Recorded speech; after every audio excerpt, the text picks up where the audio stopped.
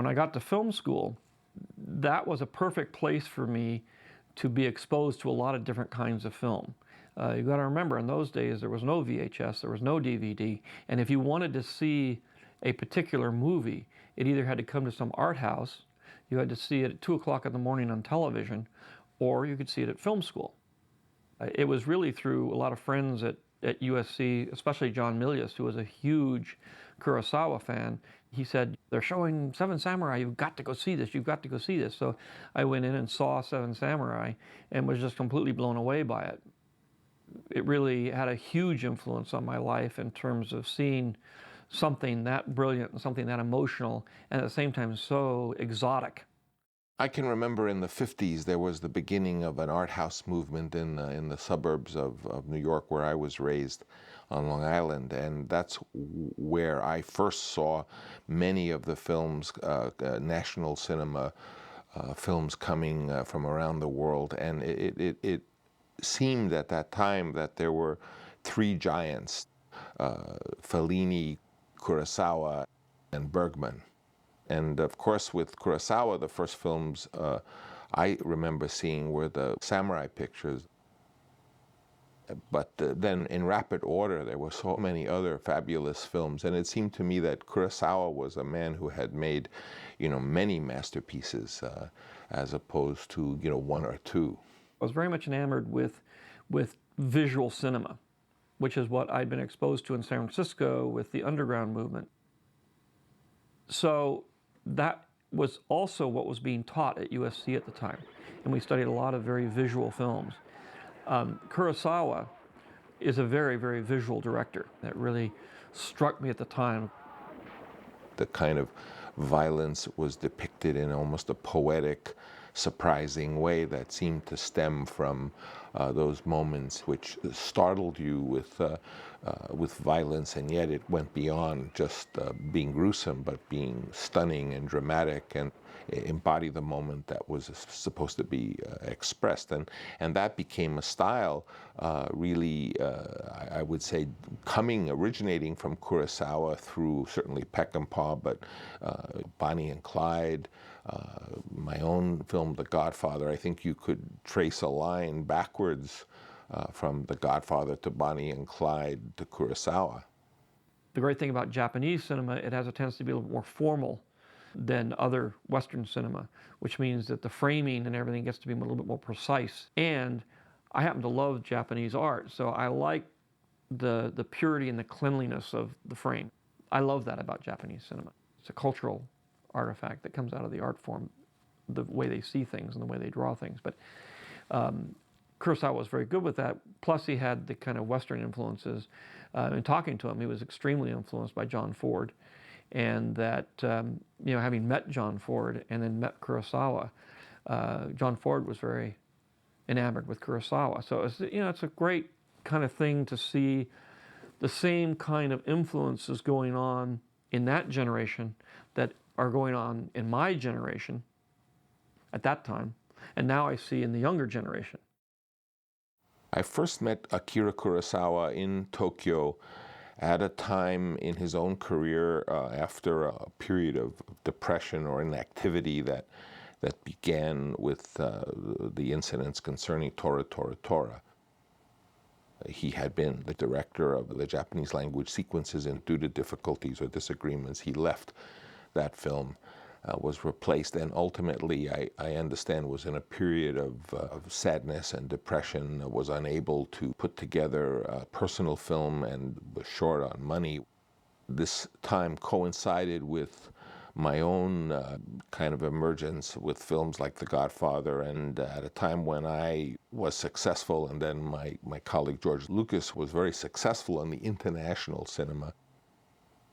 I first met Kurosawa through Francis, and one Sunday, Francis had a get-together.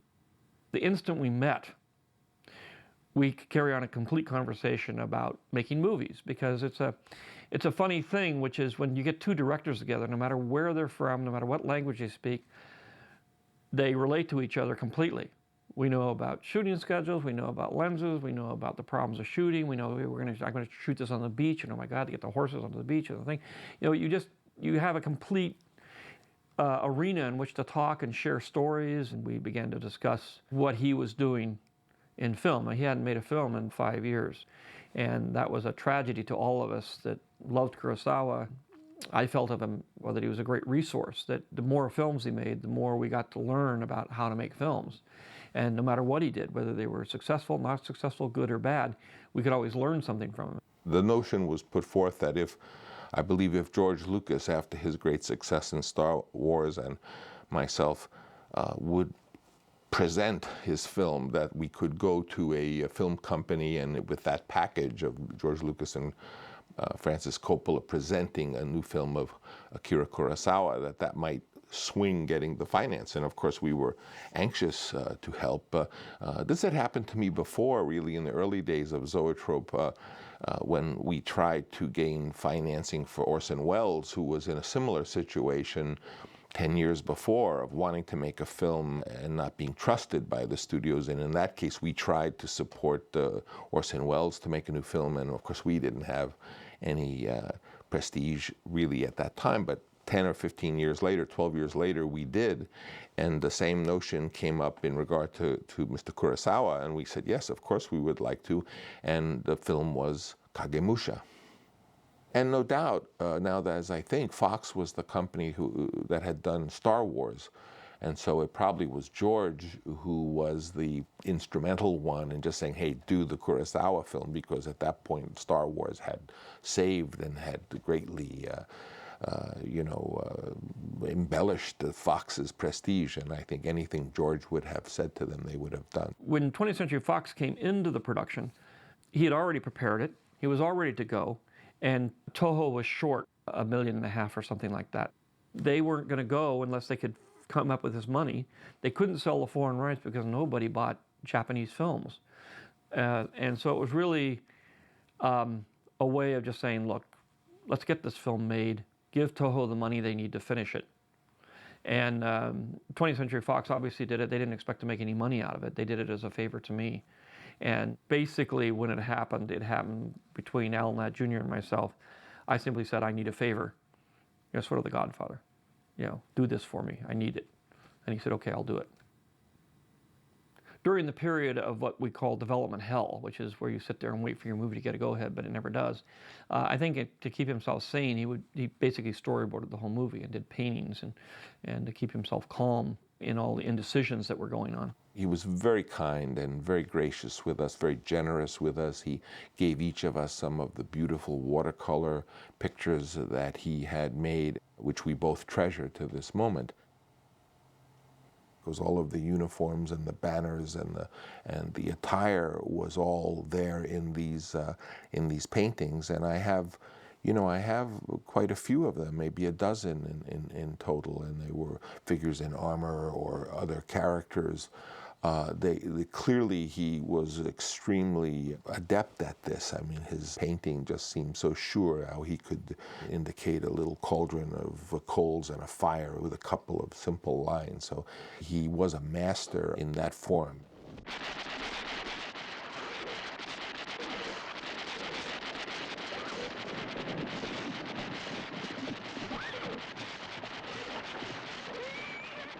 In those days, when we were going to serve as executive producer or in some way help Orson Welles make a film or any of these, to us, illustrious names, we didn't say, well, let's see the script. It was really not a matter of that. It was more, well, of course he should make another film. We always rushed to the theater when Kurosawa had a new film, but I was told that it was called Kagemusha and it was starring Katsu, who was famous for the Zatoichi series of The Blind Swordsman.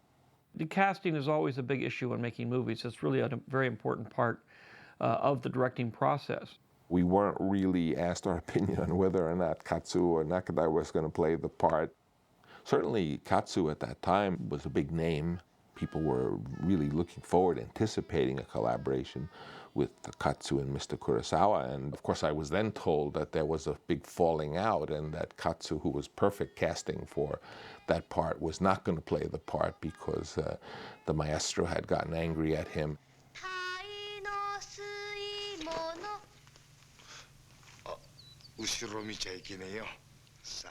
And when you think of what the story is about, you pluck some guy and you put him in there. You want something really that he's going to do things that are really unpredictable, that belie the counterfeit he's supposed to portray. And that's what Katsu was.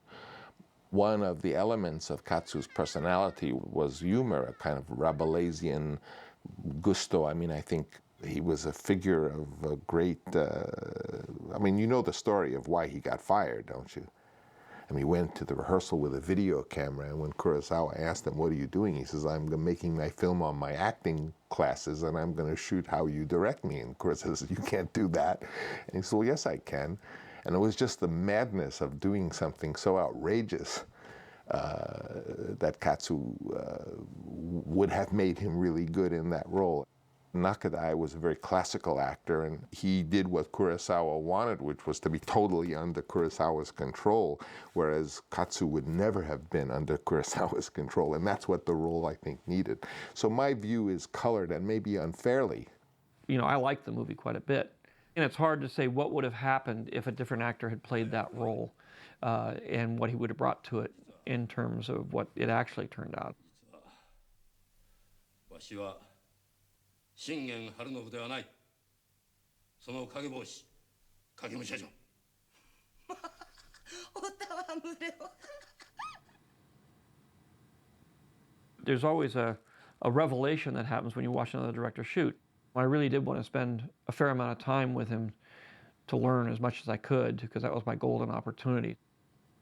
I like to shoot with a lot of cameras. Kurosawa shoots with a lot of cameras. So for me, I was very interested in how he was managing many cameras. And I was watching a lot of it, I was watching the battle scenes, which everybody uses a lot of cameras, but how he placed them, the lenses he used, and how he staged things was very interesting to me. But he would even do some of the quieter scenes with multiple cameras. And he was very good at that.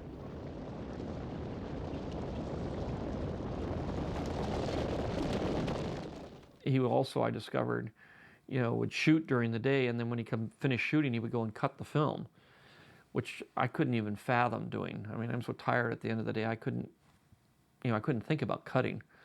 But here he was, 74 years old, and he was, you know, doing what I couldn't do at 40.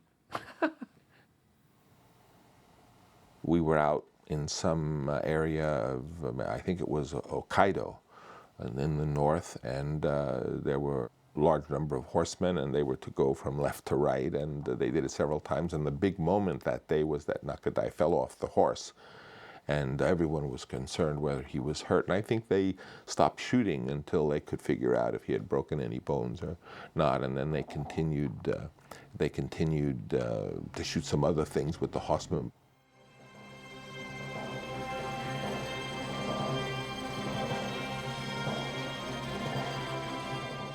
Kurosawa had planned it very carefully, and they were now executing the plan. He would use the storyboards as an inspiration. Sometimes he would do it pretty much exactly, and a lot of times he would just use that as an inspiration to go to the next level in the way he was shooting it.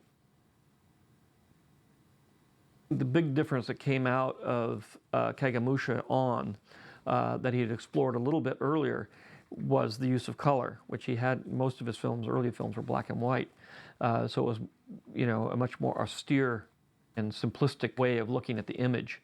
You add the dimension of color, and I think in the end, especially with Kagemusha, he was able to really revel in the fact that he had this element to work with.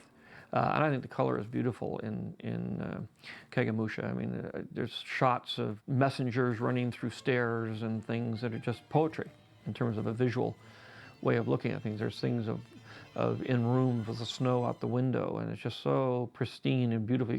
They're images that sear themselves into your mind. I think the staging was quite beautiful, and of course the handling of those scenes in court where the politics was going on with this figure, the color, the command of creating the world of that period. The strength of this film really has to do a lot with Kurosawa. He always has a great story to tell. That's the core of what these movies are all about. And it's usually a story that's very emotional and works no matter what culture you're from, even though it's steeped in a very esoteric period in Japanese history. You get this automatic connection between this bum, basically, thief, and the role he gets to play. And it's just a great story. All of his films have great stories to tell. He's able to tell them, I think a lot of it's visual. And I think it's important that you, as a filmmaker who has some power, help the younger filmmakers and the older filmmakers, because they both have things to teach you. Whereas America has this tradition of filmmakers embracing, I mean, Marty Scorsese embracing Paul Schrader or what have you. We really believe there was this tradition of getting newer directors or older directors to be given the opportunity, wherever talent was, to try to point to it and make it and help it facilitate its progress. There's, always a number of these, icons of cinema that can't get work and that still want to make a movie. And I think it's important to allow that to happen, because the system doesn't really accommodate that. It's very narrow, and they're very reluctant to let young people in, and they're very quick to drop people who seem to have gone past the chic of the day. There's an interesting question when you think of like a truly great filmmaker, and certainly Kurosawa is one of the greatest. And the classic work so well in the case of Yojimbo Sanjuro, in the case of period samurai pictures, the Seven Samurai. You look at the newer work, which is the work more contemporary, or you might have been there when they were making it. And there's always this feeling, and I think it's a phenomenon of time. It's like looking at old photographs in your family, and the old photographs from the 50s have so much depth and luster and magic, and yet it's the same photograph that when it was contemporary. I think, of course, the work of a master like that, the great work that brought him to the fore, just are the classics. And the newer work, unless it's like totally some groundbreaking work, tend to always seem like, well, the great person is doing it again and it's wonderful and it's great, but it's not at the level of those classics. I think we all suffer from that. So I think when an artist such as Kurosawa goes back to a vernacular or a genre that he had made classics in earlier, it's always that big question is how many artists really can totally reinvent themselves in later life, the way Shakespeare did or the way Verdi did, and only a real handful of people totally reinvent what they were doing. And I think all artists want to reinvent themselves each moment of their contemporary life. Some can do it, very few can do it. Whether or not Kurosawa really did it, it's a wonderful film, and maybe perspective could truly answer that question.